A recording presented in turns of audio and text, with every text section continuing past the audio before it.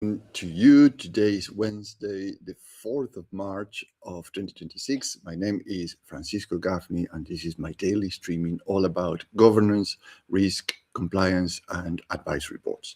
So I'm going to continue today with the theme of this week, which is the board squeeze, because the things are moving faster than actually how things are planned or put together in packs, in discussions, in planning, etc., etc. So I'm going to show you the model here today. So this is an operational model. So it's an operational system for any organization. This is something I developed. It's called the Advisory Board Operational System, and have different um, milestones. Yes, if you want to scale, you have a milestone. If you want to growth and capital, you have predictability that you have to achieve, and then you have your system, which is not necessarily software, it's many other things.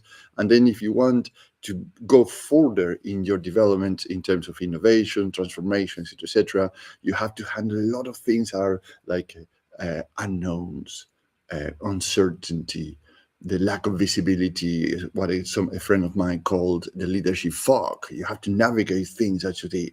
Where are we going? Are we doing the right steps? And I give you an example. When things up to Friday seems to be kind of a settled in Q1, like right now we have the last month, which is this March, last month of Q1 just to go through. On Saturday, you have a bombing in Middle East, and then all of a sudden the conversation changed because the supply chains are committed, the oil prices are compromised, if you may, and so on and so forth. So at the speed that the things change, for the board is a massive squeeze. And you say, well, we don't have a board, but you still have a business. It doesn't matter if you have 10 employees, 200 employees, or 1,000 employees, or even larger organization. If you're a solopreneur or entrepreneur, you have a managing director and executive team, or you are a public listed company, the impact is for everybody. So this operating system that you see on the screen is something that actually you can see everything in your own ecosystem of your organization happening at the same time. You don't have the funnel vision that many companies have or many leadership have in terms of, I say, we need to put the next fire down and then move to the next fire down, because here the system itself is telling you or self-helping each other when you have something, but like a pulling a string. So if something is shorter here, it means actually something here is not pulling the right place to balance these things out. So that's why the system is about. Now, I'm going to show you something that actually we are addressing this week, which is exactly the portion underneath, which is your systems. And your system have your performances in terms of business and people, etc. Then you have your governance, risk, and compliance, and then you have your assets. And this is something I want to talk today, and I've been promising this week, which is about AI. It's a fascinating theme, and it's all related to assets, governance, risk, compliance, and performances. So let's look at to this in terms of the company governance. As you remember, yesterday we talked about board reporting and the noise problem, because there's too many things to report, and perhaps the situation is hidden in so many narratives rather than into action points. And we give a list of things that you can put on the first, second, and third page of your board packs. So then you come very efficient on what things require attention and decision. So today is the same problem, but with higher stakes. And when we say higher stake, I'm going to explain now. AI is not a system, right?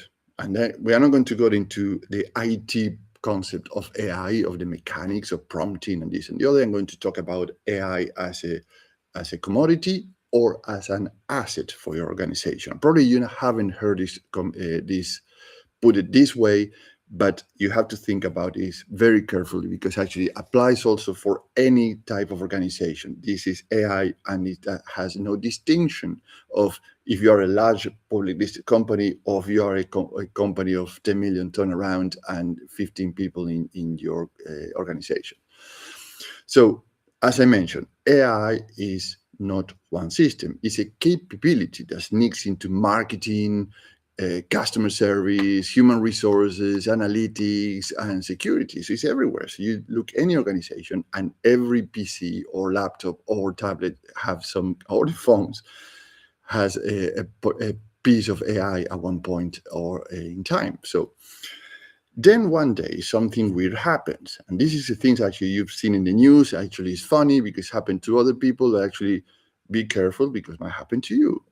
A biased decision that happened to you. It might be a biased decision that you're living today in your organization, and you're not aware of that yet. A data leak also is possible.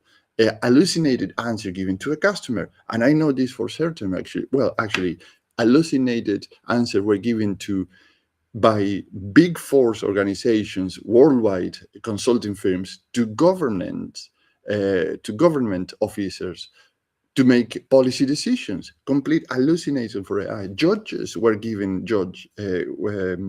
decisions towards cases where the cases or even the case of the reference or the precedents were all made up. Was not even, so you see how penetrated is this now, or in supplier uses.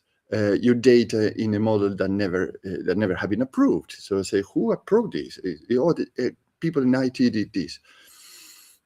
How? But anyway, so just to clarify this, the risk is not AI itself, it's the unmanaged adoption of it, right? So now AI becomes a governance requirement or responsibility or compliance issue. It's not a operational issue. Operation, I mean that the prompting, crafting systems, etc. It's not how you operate AI. It's not the AI itself. It's the governance is a major issue, and this is happening again to any company size or solopreneurs, even for solopreneurs too. I've seen pitch decks done by AI. So when you're asking, when they're looking for funding for a startup, and then you start ask one or two questions, you realize that the people not even read their own pitch deck because it was crafted with some kind of AI, and it looked good, it reads good, but when you ask two questions, they don't know what it's talking about, their own pitch deck, because it was made up by AI. Anyway, so a few things. The Information Commission's Office guidance exists because the UK expects organizations to apply data protection principles to AI systems, right? And the National Cybersecurity Center publishes a board toolkit because cyber resilience is at the board level, not buried in IT, in the IT department. It's a board level. So here, two things actually you can take away right away. One is that Information Commission's officers, they already have the protection principles published, and it's in the public domain. So you can start to look into them and say, how are we compared to these? So then you at least, you know they are compliant. And the second thing, you have already a toolkit published in the public domain by the National Cybersecurity Center, right? So then you have two things now that you say, how we are going to handle this? There you are, you already have it. Is ready, and download. You can download it or check it right away. So, from the assets lens that I mentioned today, in IP, your intellectual property and technology, you want the upside, the faster decisions, the better service, the new products. You also inherit with AI the downsides. So, it's a regulator scrutiny, the customer harm potentially, and a reputational drag, because if you do some of these things, so people start to look at you in kind of a funny way. They say, yeah, AI generated, and you can see this all over the place: emails, statements, comments on social media, etc. Say posing as a person, when reality, people just start to be aware, which is the language patterns that an AI produce without your own voice, right? You can do it with AI, but you have to prepare a system that actually can replicate your own voice. Anyway, three problems with this.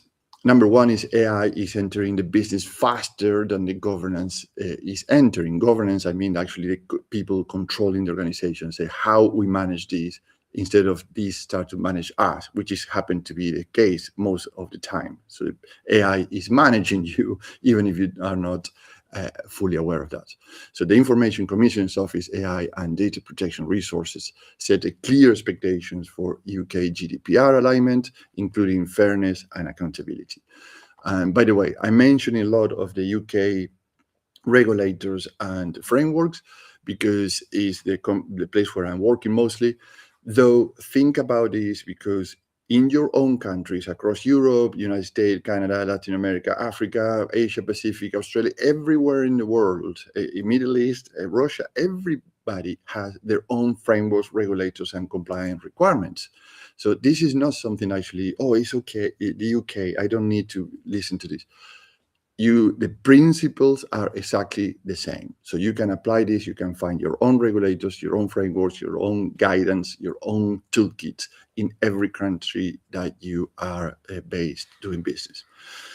Let's go into problem number 2. The cyber risk is a board responsibility, by the way, and this is in the UK guidance, and I mentioned this largely last year in terms of governance, risk, and compliance. So the National Cybersecurity Board Toolkit is built to drive board-level cyber discussions and embedded resilience across people, systems, and processes. So there you are. So if you want a model, even if you're in a different country, download this model and look into what is happening in your organization. You have resilience across people, systems, and processes. Everything is there. The whole system is laid out in front of you. You just need to download it.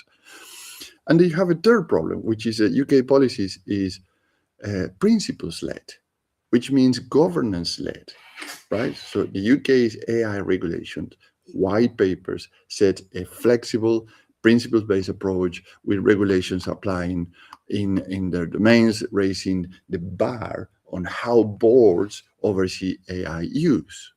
Now, in other words, imagine shipping AI without controls is like fitting a turbo to a car with worn brakes, right?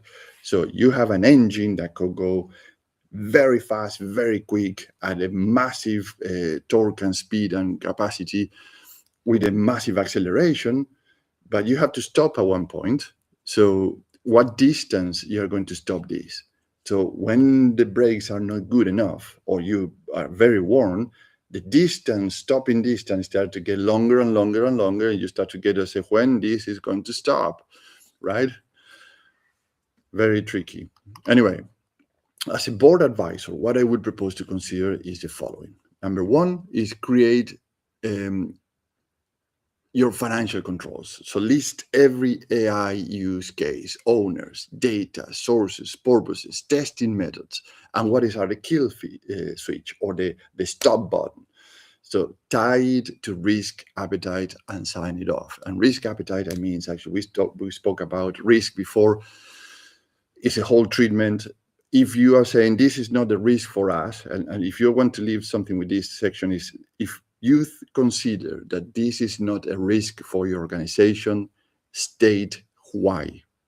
You have to state why. It's not actually, oh, disregard it, it's not a risk for us. You have to state why, because that is the main reason that many risks are coming back to you and you are not realizing that was a risk because you didn't explain why it's not a risk. When you start to explain things, you start to rationalize and say, oh, hold on a second, probably we have to do a prevention here because, yeah, today is not a risk, but in certain scenarios, this could be a risk and how we prepare for that, right? It's not to write a book about it, but at least a paragraph where you put your rationale there. And this is very useful in the coming future. Number 2, use the National Cybersecurity Center Board Toolkit questions as your cadence. And remember, cadence is the what you put in calendar, your workflows, in timelines, in process and systems. So make the cyber and AI a recurring board conversation with clear ask, not an annual deep dive with vague reassurances. And sometimes this deep dive is just auditing the past. You just say, oh, we done this, this is, and the other. Are we good? Yes, next. That probably is one of the biggest risks that you have. So you do deep dives, but no outcomes or business outcome decisions or milestones with owners and responsibilities after that. And number 2, put a specialist challenge outside the executive chain. So an independent advisory board. What I mean with this is an independent advisory board that gives you AI ethics, security engineering, and operational reality without forcing the statutory boards to learn it all. And this is a massive problem too. It is all, everybody's under time pressure. You cannot learn all about AI and the impact in your organization, but an advisory board, an external advisory board, you can hire a team in 10 days or less if you work with me. And I do all the job, by the way. I have a massive international network of experts on many areas where I can bring the experts very quickly and do a deep dive into what is the case. And then 6 months later, we can change members according to the next fire that you need to put down, right? So you have here a resource that if you're going to the traditional consulting or going to traditional expertise path, will take thousands, if not hundreds of thousands, to hire somebody, and will take months until the one, because it's a solo effort again. I'm bringing teams of people for a fraction of the cost. Anyway, we can discuss that later on if you're interested. Here's the unpleasant reality. See, most boards are asking management, are we using AI safely? But managers and manager and the management team answers, yeah, we have policies. And let me stop here for a second, because this is very interesting. I'll give you an example. It's a ridiculous example, but it shows you how this is a bit of a kind of a policies are not controls. The controls are ownership, assets, evidence, and escalations. Yeah, who is driving this and who is responsible? So imagine that you have a car. Back to the example of the car. You say to your management team, are we using AI safely? And they point out and say, yeah, we have the seat belts, we have the airbags, we have the brakes, we have the handbrakes, and we have the steering wheel. So we have all these systems that actually help us to drive safely. I say, amazing, you have all your policies. Now, who is driving the car? That's the question. That's the real question. Who is the driver? Is he qualified? Has been testing this vehicle before? Has the evidence that the vehicle is in condition to go into motorway? Where is the emergency things like a tow trucks, or the ambulance services? Where's the phone, the speed dials, etc. So these are the things that actually make a system safe. It's not the policy written somewhere or having the vehicles that actually in paper looks absolutely fantastic, but then you look into the drivers. These are the things that make things safe. It's not what the environment or the vehicles, is the people, right? So here's where my model fits cleanly. So hiring one executive, as I mentioned, to own AI does not solve the cross-financial sprawl. So that's another thing to consider. So one expert here doesn't mean that actually knows and have a full visibility of the system as you see in the screen. So, but a full advisory board that will have the visibility of everything, and then the expert in AI can very quickly relate to what's going on, what happened before, and what is going to the plan for next, and what to put the requirement measurements to make it very efficient and action-driven, right? So international advisory boards, you have people for 6 months, and I'm back to AI. Think of AI governance as private specialists, cyber engineers, and then sector operators. So they are there to challenge, to set the control designs, and to pull weak signals into the room earlier. They are not there just to try to climatize, understand what's going on, make a lot of inquiries. No, they go say, this is your company, this is the situation, these are the frameworks. Let's move on to see what is the safe things, how we document things, and how we can help the organization to make business decisions with clear business outcomes. Now, if you want urgency signals, look at the Information Commission's Office public warnings with other regulators about AI-generated content risk. That is scrutiny in public, right? So if you want signals, you don't have to ask experts, by the way. You look into the Information Commission's Office also. You have all the signals there. So these are the things that actually you can put together very quickly. And working with me, you're going to get 3 outcomes: the differentiators and the risk reductions. In terms of outcomes, You get a board-owned AI controls with a view from the UK expectations on AI data protection and cyber resilience with a live register, owners, test, and escalations. In terms of differentiator, I use the National Cybersecurity Center and the Information Commission's Office frameworks as a baseline. So we already work on a baseline that bring an international advisory board to pressure test your real use cases and in weeks, not quarters, because actually it's a team working with you. It's not a solo effort.